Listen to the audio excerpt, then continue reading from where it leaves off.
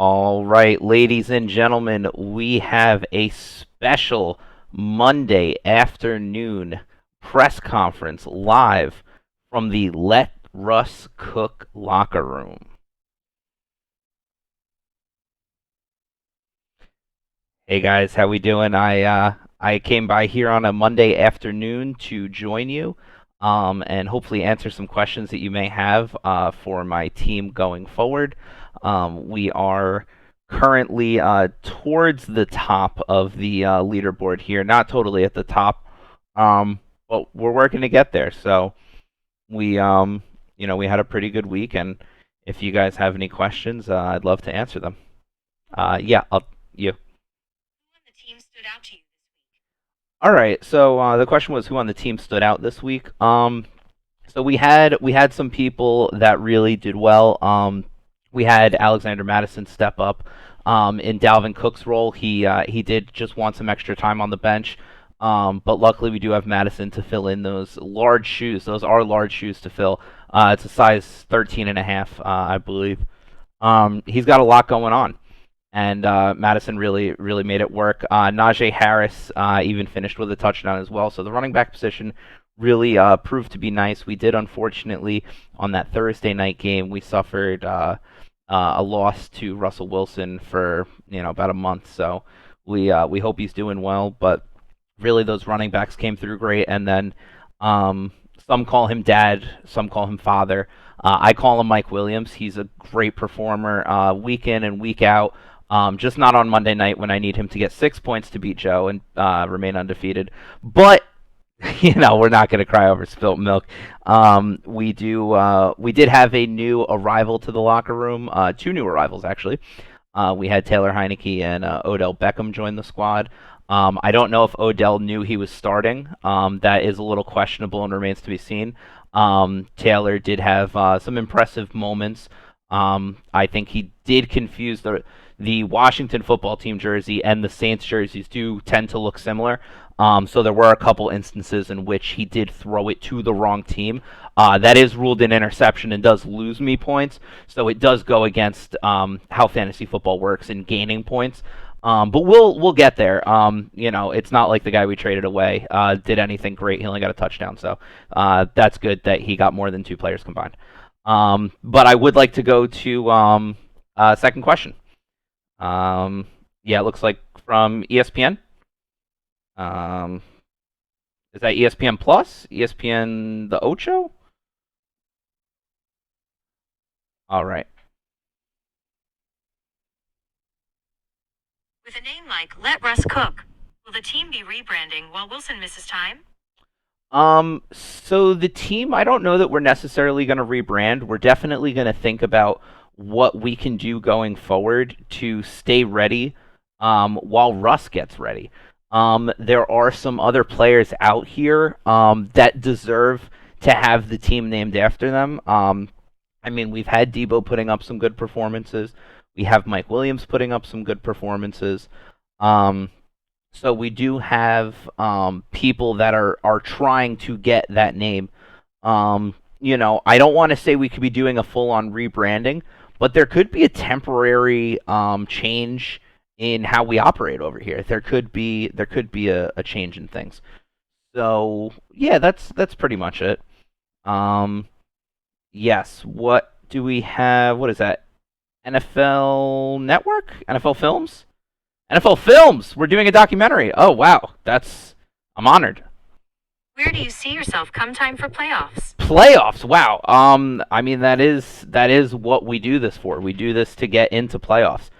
So, a lot of the time when I'm setting my lineups, I think, is this going to help me win? Because that's really what you want to do in fantasy football. You want to win. Because if you're not winning, you're losing, and if you're losing, you're not making the playoffs. So we are looking to get to the playoffs, and um, that's the goal, but it's not where we look week to week. We look to take it. It is a 1 week season. We like to go 1 week at a time and see. We're 0-0 every week. We just got to get that win, and at the end of the season, I don't know if we got like 12 wins and one loss, then we got 12 wins and one loss. But That's just where we're at. It's not like we needed Mike Williams to get 6 points on Monday Night Football or anything to remain undefeated. So we're not going to be bitter. We're just going to move forward and look ahead to the playoffs, but also look each week. Um, who's that in the back? Is that Barstool? Oh, Barstool! Nice to see you guys. What do we got? One more time. What were your biggest takeaways from this week's performance? My biggest takeaways were that Alex Madison is definitely ready to fill in. Oh, I'm sorry, Alexander. He prefers. Really can step into the Dalvin Cook role and give us performance like Dalvin would, and give us numbers that we would like to see from Dalvin. It's just the team is set up for him to perform well, so we love to see that. Um, my other big takeaways were that we had the ability to stay competitive, even being hit by the good old injury bug. We lost Logan Thomas. We lost Russell Wilson halfway through the game. He only put up 10 points. Baker had a good week, but he's battling stuff with his non-throwing arm. So we have stuff that is just it's crazy. I mean, if just look at that Dallas New York game, we had injuries all over the place. So my biggest takeaway is that we are prepared every week to put ourselves in a winning position. And the guys on the bench know your number may be called at any point. You could just get thrust into it. And when I say thrust, I mean like Odell's gonna fuck me. Like thrust into it.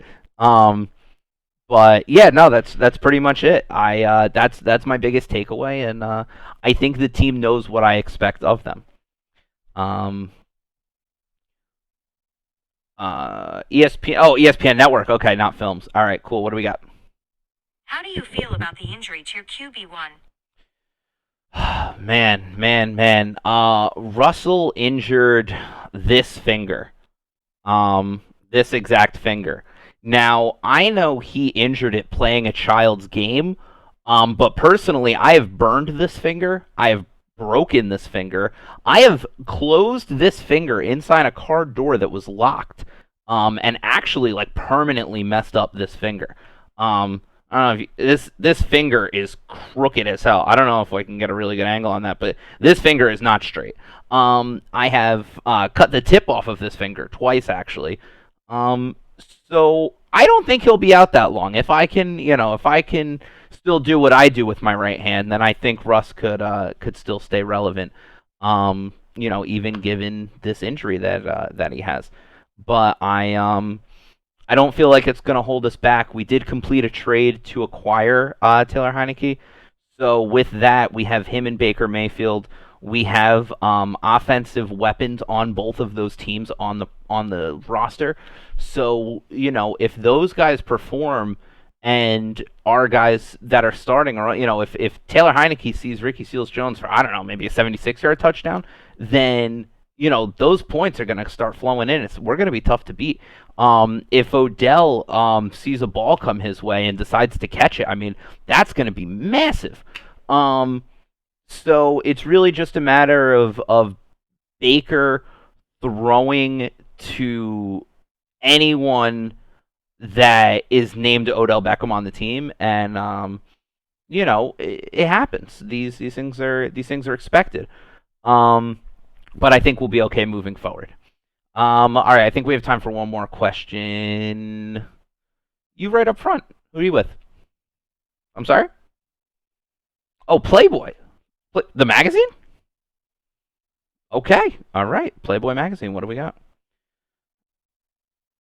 Oh, no, we can't discuss that here. No, we can't talk about that right now. Is there anyone else with a question? FS1? Oh yeah, you guys are probably gonna have something more appropriate. Yeah, what do we got? Are there any teams out there that you fear matching up down the stretch? Are there any teams out there that I fear matching up with down the stretch? I gotta say, the number one team I'm worried about is my own, because we will find a way to lose games we shouldn't. Whether it be Mike Williams only needing 6 points on Monday Night Football, or any other random situation that totally I'm not bitter about. There could be a lot of situations in which we become our own worst enemy, whether it be through injuries, whether it be through forgetting that one of the receivers that created one of the most spectacular catches of all time is essentially just running for the exercise at this point. There's a lot of things that could bring us down. Whether you break an ankle, break a finger, um, you know, it's anything could happen. Anything could happen. But teams that I fear down the stretch. Let's take a look at the standings right now. We have Huge Kid in first place. I believe he might lose to K3 Turbo. So kind of the upper tier of teams. Let's take a look. Yeah, those are some teams that can put up some firepower. But those teams towards the bottom, man, they're not to be counted out. I did suffer a loss to King Pumbaa. What was that? Oh yeah, that was last week by 5 points when Mike Williams only needed 6 points on Monday Night Football. So I did lose that. He put up 1.6. So that is a terrifying team to go up against when you only need 6 points on Monday Night Football.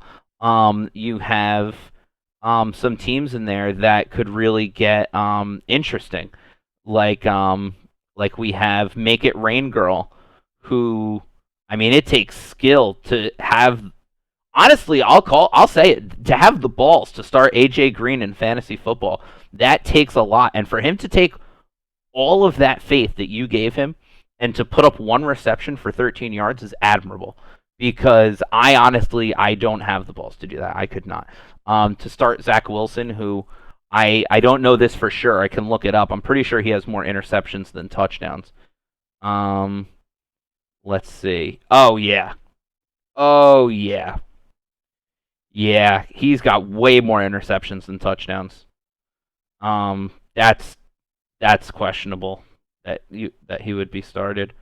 Um, while Justin Herbert was on the bench. Wow, Make It Rain Girl. That's a team I don't fear down the stretch. That is a team I am going to look forward to versing. We have team Pat Tar. They okay, pretty good squad here. Stashing Michael Thomas away for a rainy day. Myles Gaskin putting up 27 on the bench. That's good. Saquon. What is that big red D? That's doubtful. What does that mean? Does that mean further testing? Only out for a couple of weeks. Well, that's good for a team that's sitting at 1-3. That's promising because you can afford to only lose a couple more weeks. We go over to team number one projected loser. Josh Allen, Henderson, Diggs, Higgins, Cooper. Oh, Cooper! I heard he's good. He yeah, he's good. He got a touchdown. That must be nice. Travis Kelce also got a touchdown. It must be nice. Have a tight end that can score. Yeah, there's some promise to this team as well. That's a team that you wouldn't normally see at 1-3. There's some teams in here that we do look forward to versing, and there's some teams that we may tinker with our lineup a little bit and say, maybe I don't want to start this particular player. Like, if I had Brandon Ayuk on my team, there is not a chance I'd ever start him. He would sit on my bench and sit there as a mildly shiny penny for the whole season until I eventually lose because I never traded him away. Because you guys don't respond to trade offers. I mean, the media. So yeah, I think to the teams that I fear matching up is myself. I fear that I'm going to screw this up myself. There is no way in which my team doesn't shoot itself in the foot. But there are some competitive teams in the league that we definitely, any given Sunday, right?